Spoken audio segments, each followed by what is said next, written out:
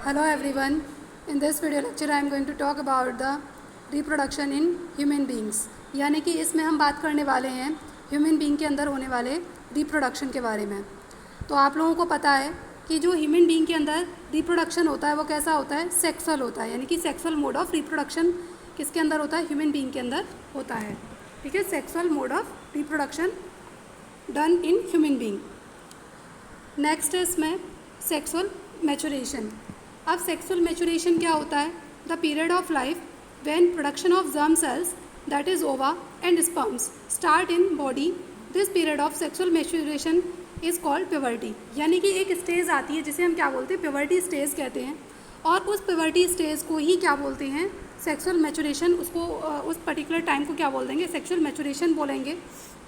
Sexually mature कब होगा, कोई भी जो पर्सन है वो कब होता है, वो तब होगा जब उसके अंदर मिलने वाली जो जर्म सेल्स हैं, ठीक है, जब उसके अंदर मिलने वाली जो जर्म सेल्स हैं वो प्रोडक्शन करते हैं। किसका प्रोडक्शन, ओवा और स्पर्म्स का, है ना।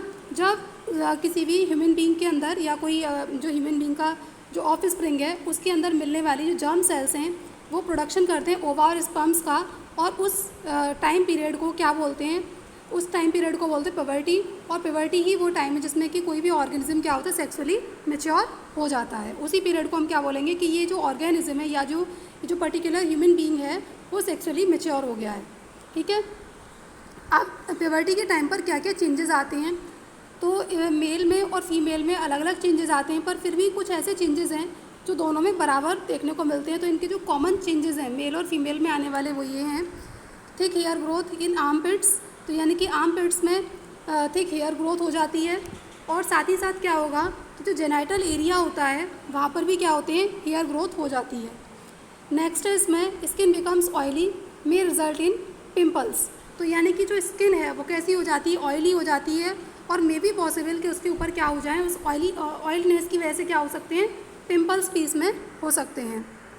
अब गर्ल्स के अंदर क्या चेंजेस होते हैं, तो गर्ल्स में चेंजेस होते हैं breast size begins to increase. यानी कि इनके अंदर जो ब्रेस्ट साइज़ है वो कैसा हो जाता है, थोड़ा सा उसके अंदर डेवलपमेंट दिखाई देता है, यानी कि वो इंक्रीज़ हो जाती हैं। साथ ही साथ जो गर्ल्स होती हैं उनके अंदर क्या होगा कि वो मेंस्ट्रुएट हो जाती है, मेंस्ट्रुअल साइकिल उनके अंदर स्टार्ट हो जाती है प्यूबर्टी के टाइम पर। अब बॉयज़ में क्या होता है, बॉयज़ के अंदर thick hair growth on face, यानी कि चेहरे पर अच्छे जो दाढ़ी है जिसे हम दाढ़ी बोलते हैं वो उसकी ग्रोथ होना स्टार्ट हो जाती है प्यूबर्टी टाइम पर।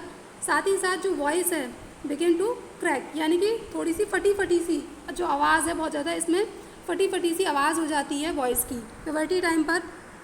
और इसके साथ साथ क्या होगा, these changes signals that sexual maturity is taking place. यानी कि ये जो सिग्नल्स हैं, ये जो इसमें जो कैरेक्टर्स बताए हैं, जब ऐसे कैरेक्टर्स किसी भी ऑर्गेनिज्म, किसी भी ह्यूमन बीइंग के ऑर्गेनिज्म के अंदर दिखाई देते हैं तो उसी को हम क्या बोलेंगे कि ये जो मतलब ऑफ स्प्रिंग है या फिर ये जो प्रोजेनी है वो क्या हो गई है, सेक्सुअली मैच्योर हो गई है। ठीक है, अब देखो ये जो मेल रिप्रोडक्टिव सिस्टम है इसमें काफ़ी सारे ऑर्गन आते हैं। जैसे कि पहला जो ऑर्गन है इसमें टेस्टिस आते हैं। और इसके बाद आएंगे, टेस्टिस के बाद क्या आते हैं, इसके फंक्शन है। इसके बाद वास्ट डिफरेंस है, ये भी इसका एक ऑर्गन है। इसके अलावा यूरेथ्रा आता है। यूरेथ्रा के बाद इसमें कुछ इसकी एसोसिएटेड ग्लैंड्स होती हैं। एसोसिएटेड ग्लैंड्स में मेनली आती है seminal vesicle and prostate gland आती हैं। और इसके बाद यहाँ अब हम आपको इसके डायग्राम के थ्रू इसको समझाएंगे। तो अभी हमने क्या बताया कि सबसे पहले क्या आती है इसके अंदर, जो पहला जो ऑर्गन होता है रिप्रोडक्शन में वो होता है टेस्टिस। ठीक है, अब टेस्टिस कहाँ पर बनते हैं, टेस्टिस पहली बात तो वन पेयर होते हैं, यानी कि एक पेयर होते हैं टेस्टिस। और ये कहाँ रहते हैं, स्क्रोटम के अंदर रहते हैं। स्क्रोटम, ये जो राउंडेड स्ट्रक्चर आपको दिखाई दे रहा है ये है स्क्रोटम।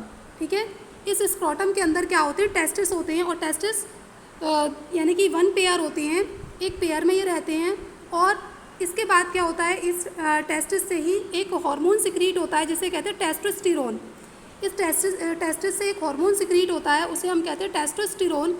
और वो जो टेस्टोस्टेरोन है वही रिस्पॉन्सिबल होता है जो प्राइमरी और सेकेंडरी जो कैरेक्टर्स दिखते हैं किसी भी ह्यूमन बीइंग के अंदर, किसी भी मेल ह्यूमन बीइंग के अंदर, वो उसी पर्टिकुलर हार्मोन की वजह से दिखाई देते हैं जिसका नाम है टेस्टोस्टेरोन। और वो कहाँ से सिक्रीट होगा, टेस्टिस से सिक्रीट होगा। अब टेस्टिस का वर्क क्या होता है, टेस्टिस क्या बनाएंगे, स्पर्म्स को फॉर्म करते हैं और स्पर्म्स जो हैं यही क्या करते हैं आगे जाकर गैमीट्स यानी कि मेल गैमीट्स भी इनको कहते हैं। अब ये जो स्पर्म्स हैं यहाँ पर आप देख रहे हैं एक ट्यूब लाइक स्ट्रक्चर जिसे कह रहे हैं वास डिफरेंस। वास डिफरेंस क्या करता है कि ये जो यहाँ पर बने हुए जो स्पर्म्स हैं उन स्पर्म्स को यहाँ से लेगा और यहाँ से कलेक्ट करने के बाद क्या करेगा, यहाँ से लेता हुआ कहाँ पहुँचा देगा, इनको यूरेथ्रा में पहुँचा देगा। ठीक है, कहाँ पहुँचा देगा, यूरेथ्रा में पहुँचा देगा। और यूरेथ्रा क्या है, यहाँ यूरेथ्रा में पहुँचा देगा। यूरेथ्रा क्या है, एक कॉमन पासेज है जहाँ से यूरिन और साथ ही साथ जो स्पर्म्स हैं वो एक्सपेल्ड आउट होते हैं, यानी कि वो बॉडी से बाहर की तरफ चले जाते हैं। और इसका जो बाहर वाला जो आउटर एरिया है जहाँ पर ये यूरेथ्रा खुलता है उसको हम क्या बोलते हैं, पेनिस कहते हैं। ठीक है, अब जब ये वास डिफरेंस यहाँ से होता हुआ जब स्पर्म्स को अपने साथ कैरी करता हुआ कहाँ ले जाता है, यूरेथ्रा में लेकर जाता है, तब उस टाइम पर इसकी कुछ जो एसोसिएटेड ग्लैंड्स हैं है ना वो आती हैं, जैसे कि प्रोस्टेट ग्लैंड है, सेमिनल वेसिकल है।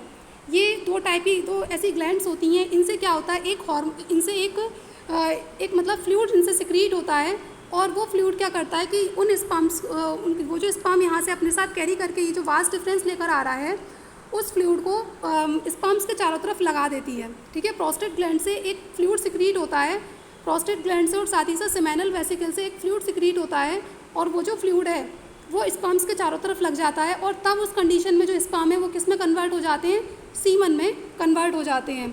अच्छा, इस फ्लूइड का वर्क क्या है, इस फ्लूइड का वर्क ये है, ये जो सिक्रीशन यहाँ से प्रोस्टेट ग्लैंड से निकल रहा है उसका वर्क ये है कि वो स्पर्म्स को नरिशमेंट देती है, साथ ही साथ उन स्पर्म्स को कैसा बना देती है, स्मूथ बना देती है।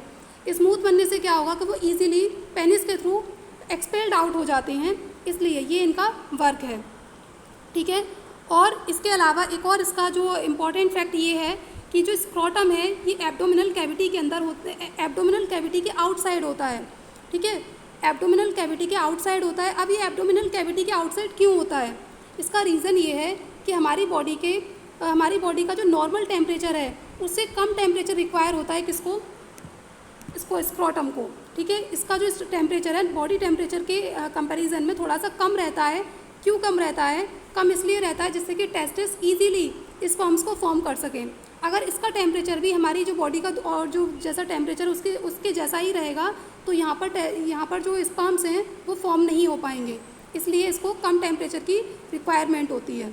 ठीक है, तो ये था मेल रिप्रोडक्टिव सिस्टम या मेल रिप्रोडक्टिव के जो इसके अंदर जो आने वाले ऑर्गन्स होते हैं इनके बारे में हमने इसमें आपको समझाया और आई होप कि आपको क्लियर हुआ होगा। नेक्स्ट वीडियो लेक्चर में हम समझेंगे फीमेल रिप्रोडक्टिव सिस्टम और तब तक यहीं पर हम इसको स्टॉप करते हैं इस वीडियो लेक्चर को। आई होप कि आपको क्लियर हुआ है। अगर ये आपको क्लियर हुआ है, समझ में आया है तो प्लीज़ हमारे चैनल को लाइक कीजिए, सब्सक्राइब कीजिए और ज़्यादा से ज़्यादा इस वीडियो को शेयर कीजिए। Thank you students.